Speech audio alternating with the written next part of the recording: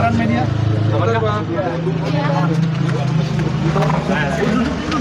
Bentar bang. Yo.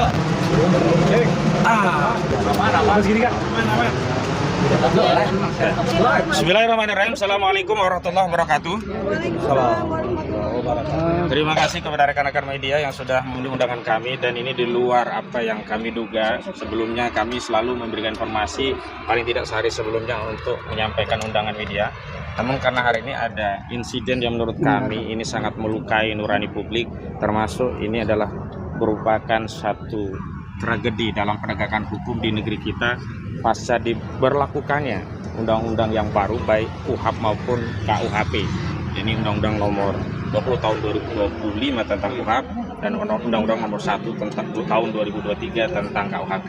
Kenapa demikian? Kami perlu jelaskan bahwa tadi pagi sekira pukul 7 pagi saya dihubungi oleh Bu Ririn, istri dari klien kami Pak Roy Suryo Noto di Projo, bahwa dirinya dan keluarganya didatangi oleh segerombolan orang yang tidak punya etika, tidak punya akhlak, tidak punya moral, memaksa masuk ke ruang private, yakni mau masuk ke kamar Pak Roy dan istrinya, hanya karena ingin memastikan apakah klien kami ada di rumah, dan dia berdalih bahwa dia akan melakukan upaya paksa berupa penangkapan.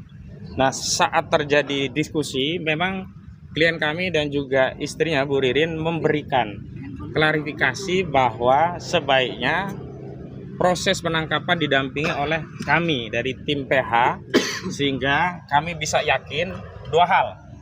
Pertama, pihak yang melakukan penangkapan adalah pihak yang berwenang, yang memiliki otoritas, yang memang diberikan wewenang oleh undang-undang. Dalam hal ini kami butuh kepastian bahwa yang menangkap itu benar penyidik Polda Metro Jaya, karena hari ini kami khawatir sekali dengan kondisi bangsa seperti apa yang dialami oleh Andri Yunus. Orang bisa saja mengaku polisi, tapi di tengah perjalanan ternyata bukan polisi, kita kan khawatir sekali begitu. Yang kedua, kami juga butuh kepastian tentang alasan atau deskripsi alasan apa dalam surat penangkapan, sehingga perlu diambil upaya paksa, mengingat klien kami selama ini kooperatif. Bahkan kewajiban untuk melakukan wajib lapor selalu rutin dilaksanakan oleh klien kami, dan dalih apapun yang dianggap sebagai dasar untuk melakukan proses penangkapan menurut kami tidak terpenuhi baik secara objektif maupun secara subjektif. Namun setelah kami klarifikasi dari rekan kami yang lain di timnya Bu Tifa, ternyata memang Dr. Tifa Uzia Setiasuma juga ditangkap pada waktu yang kurang lebih bersamaan, dan memang dikonfirmasi itu dari Polda Metro Jaya. Jadi yang pertama, meskipun kami prihatin, yang jelas kami lega bahwa klien kami memang diambil oleh orang yang sebelumnya kami anggap gerombolan, tetapi ternyata memang itu pejabat resmi dari penyidik Polda Metro Jaya. Dan perlu kami sampaikan bahwa di dalam KUHP, jadi Undang-Undang Nomor 20 Tahun 2025, memang penyidik pembantu diberi kewenangan untuk melakukan upaya paksa berupa penangkapan 1 kali 24 jam untuk menghadapkan seorang tersangka di hadapan penyidik untuk diambil keterangannya dalam proses pemeriksaan.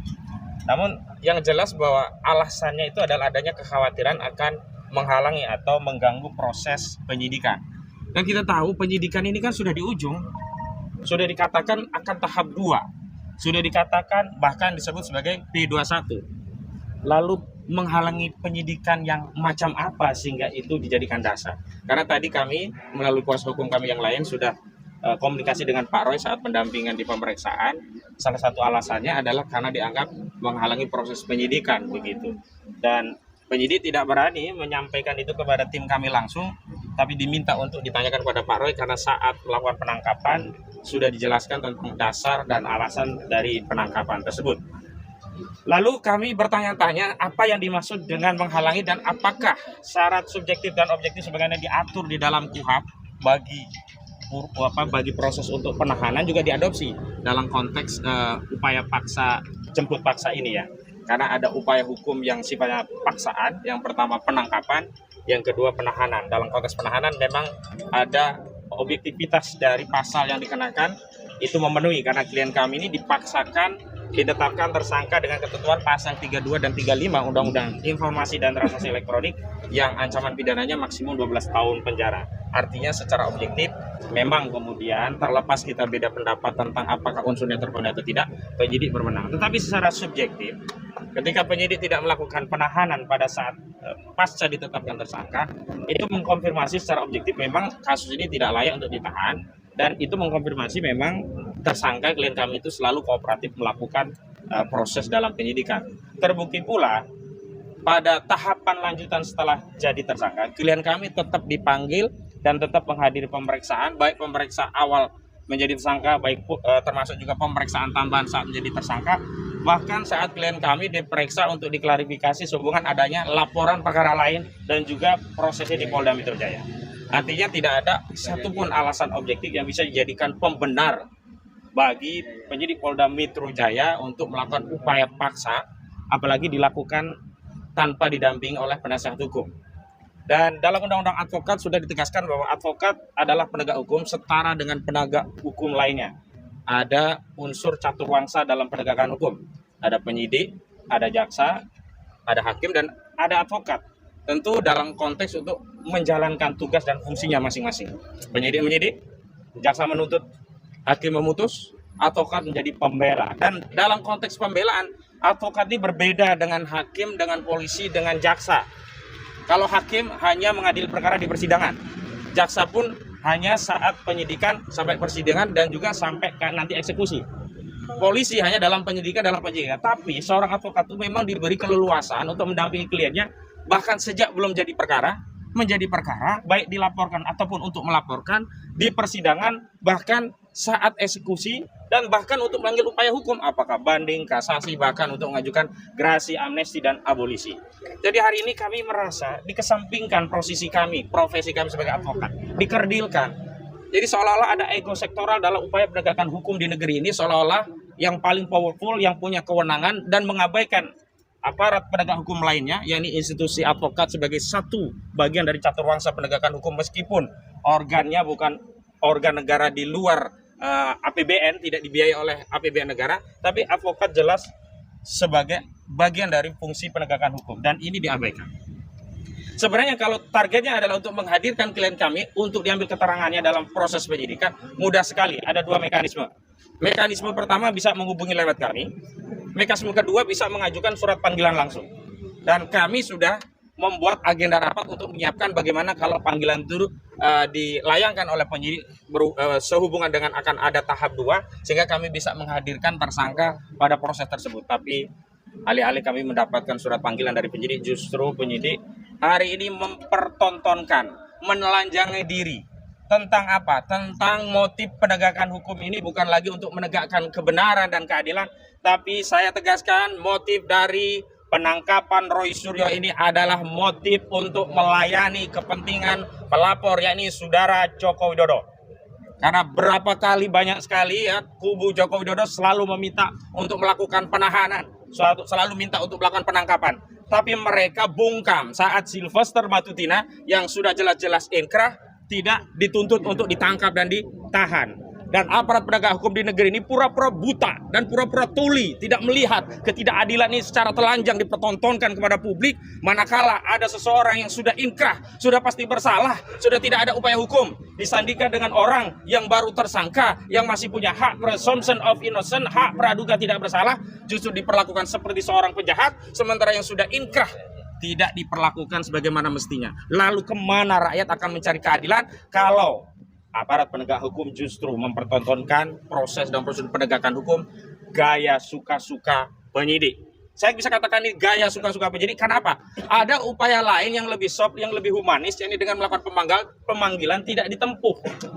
Justru memamerkan kewenangannya. Sekarang saya ingatkan sekali lagi, penangkapan termasuk penahanan bukan hak penyidik, bukan kewajiban penyidik, tetapi wewenang yang diberikan oleh undang-undang bagi aparat penegak hukum sehubungan untuk menegakkan hukum untuk tujuan keadilan dan kebenaran.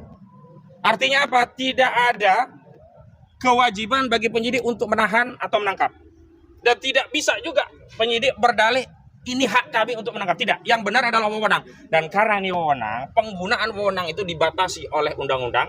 Tidak boleh menggunakan wewenang secara sewenang-wenang. Ini yang disebut sebagai abuse of power. Dan kami tegaskan penangkapan Roy Suryo Noto di Projo ini adalah abuse of power karena ada mekanisme penggunaan wewenang atau power yang lain melalui upaya pemanggilan, tetapi itu tidak dilakukan oleh penyidik. Penyidik bypass langsung melakukan upaya paksa dengan melakukan penangkapan. Lalu kalau undang-undang yang baru diubah yang oleh DPR ini dinarasikan akan memberikan keadilan, akan memberikan kepastian, lebih humanis, tapi praktiknya brutal, praktiknya tidak bermoral, bahkan mau masuk ke ruang privasi Pak Roy. Bagaimanapun Pak Roy itu pernah mantan menteri, atau kalaupun dia warga negara yang biasa, tetap saja kamar itu adalah privasi yang tidak boleh dimasuki oleh aparat penegak hukum dengan dalih melakukan tindakan penegakan hukum, dalam hal ini penangkapan, kecuali tertangkap tangan melakukan kejahatan. Ya, tertangkap tangan Pak Roy LGBT misalnya. Ini bukan kejahatan. Ada upaya hukum yang bisa menggunakan sejumlah wewenang. Kenapa penyidik tidak menggunakan kewenangan untuk memanggil, tapi langsung bypass menggunakan kewenangan untuk melakukan penangkapan? Dan ini menjadi konfirmasi bahwa memang benar hukum itu hari ini sedang ada pada narasi atensi dan intensi. Atensi dari Solo, Saudara Joko Widodo, intensinya ya untuk menekan Pak Roy dan yang lainnya termasuk Bu Tifa agar mereka melemah, agar mengambil pilihan berkhianat kepada rakyat sebagaimana yang sudah ditempuh oleh 3 orang pengkhianat sebelumnya. Dan memang ini adalah golden time, ada 1 kali 24 jam, ini adalah pertarungan perjuangan kami juga Pak Roy, juga Dr. Tifa, karena di 1 kali 24 jam inilah penyidik akan melakukan penekanan dengan dalih sedang melakukan pemeriksaan untuk menekan agar mau damai, kalau tidak apa? Akan ditahan. Karena setelah 1 kali 24 jam itulah penyidik baru akan mengambil kebijakan apakah akan melakukan penahanan setelah upaya penangkapan dan pemeriksaan atau tidak melakukan upaya penahanan. Dan karena itulah sebagai sebuah antisipasi, dan kami sudah berkoordinasi dengan sejumlah tokoh-tokoh nasional, dan kemarin kami baru saja mengadakan diskusi nasional dengan tokoh-tokoh purnawirawan TNI dan polisi.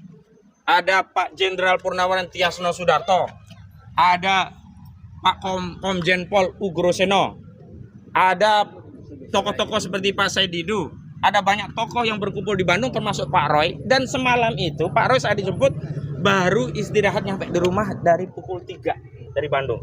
Jadi praktis baru 4, 5, 6, baru beberapa jam istirahat.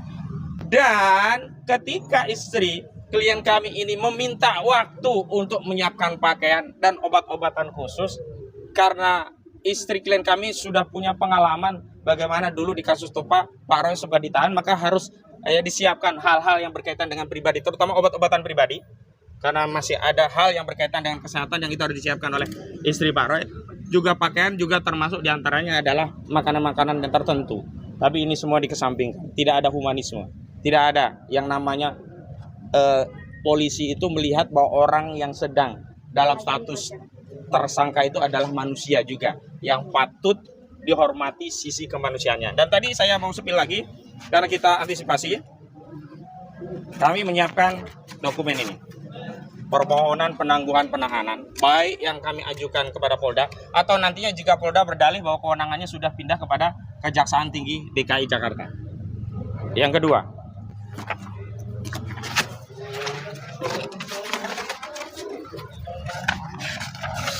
kami telah menyiapkan jaminan penangguhan penahanan yang kami sudah edarkan kepada sejumlah tokoh, di antara yang sudah mengisi dan ada di atas materi adalah Pak Din Samsudin, tinggal kami ambil. Tetapi nanti sejumlah tokoh dan aktivis yang datang di sini semuanya sudah kami berikan informasi untuk bisa membersamai perjuangan ini dengan cara membubuhkan tanda tangan dan mengisi identitas untuk memberikan penangguhan, jaminan terhadap proses penangguhan. Tapi lagi-lagi ini hanya kami tempuh manakala nanti keputusan dari penyidik pada 1 kali 24 jam akan mengambil tindakan penahanan.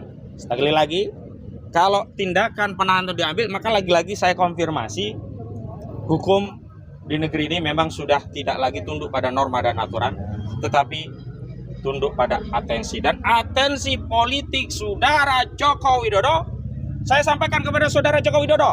Saudara Joko Widodo puas sekarang saudara melihat anak bangsa, warga negara Anda hari ini dijemput secara paksa. Apakah Anda cukup puas dengan peristiwa hari ini? Atau Anda justru kurang puas, ingin Roy Suryo dan kawan-kawan ini ditahan semuanya? Wahai kubu Jokowi, termul-termul, puas kalian mendengar kabar penangkapan ini? Ini hukum yang kalian pamerkan sebagai penegakan keadilan. Lalu mereka berkata kalau tidak ditahan nanti katanya akan hadir di TV ini TV itu. Hadir di TV itu hak konstitusional dan menghargai undangan televisi. Dan yang disampaikan itu adalah pendapat, bukan mengulangi perbuatan. Kalau esensinya dia tidak bisa melawan pendapat, tidak kuat melawan argumentasi, berarti persoalannya bukan adanya kejahatan yang dilakukan berulang, tetapi tidak adanya kemampuan untuk melawan argumentasi para yusiro di ruang publik yang menyebabkan mereka mengambil upaya represi. Jadi saya mau katakan nanti kalau kasusnya ditahan, saya sampaikan kepada seluruh rakyat, Saudara Joko Widodo keliling itu dengan membawa noktah. Karena apa? Kalau sampai ditahan berarti Saudara Joko Widodo itu adalah orang yang sedang mengkampanyekan sebuah partai yang dipimpin anaknya, saya sebut PSI, tapi pada saat yang bersamaan dia zalim kepada rakyatnya yang 10 tahun pernah dipimpinnya. Dan kepada pemimpin-pemimpin yang zalim seperti ini tidak ada satupun alasan untuk kita memberikan dukungan apalagi pembelaan. Jadi sekali lagi, karena Saudara Joko Widodo sudah sampai pada tahapan ini, bismillahirrahmanirrahim, kami nyatakan perang terbuka secara hukum melawan Saudara Joko Widodo. Allahu Akbar. Siap. Bubarkan terus. Ya, silakan kalau ada pertanyaan sebelum kami mendampingi ke dalam. Allahu Akbar. Cukup, terima kasih rekan-rekan media. Ya, silakan. Soal P21 itu silakan belum ada ya sampai sekarang belum.